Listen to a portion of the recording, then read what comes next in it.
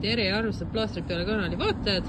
Nagu te näete, oleme meie Kairitiga täna Haapsalus ja Kairit tahab jagada teiega oma kogemust plaastrite kinnijäämissuhtes. Oli nii? Jaa, tervist minu poolt ka kõigile Plaastrid peale uutele ja vanadele sõpradele. Ja tahtsin jagada seda kogemust, praktilist nõuannet, mida teha, kui plaastrid tulevad lahti.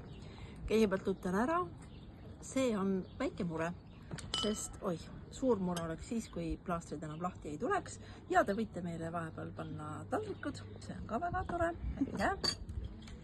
Nii, aga täna siis trennis tugevalt higistades minu energiaplaastrid, Energy Enhancerid, mis on mul siis paremal ja vasakul käel, valge paremal, beež vasakul, nii nagu peab, tulid lahti.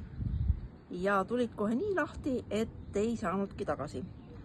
Võtsin nad siis korraks ära, käisin duši all ära, kuivatasin plaastrid, kuivatasin keha ja kleepisin nad tagasi.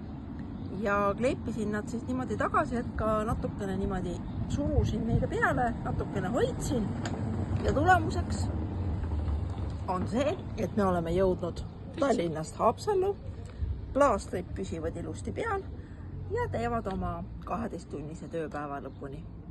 Nii et kui tuleb plaaster lahti, ei mingit traagikat, ei mingit meeleheidet, kuivatate plaastri, kuivatate keha ja kleebite rahulikult tagasi.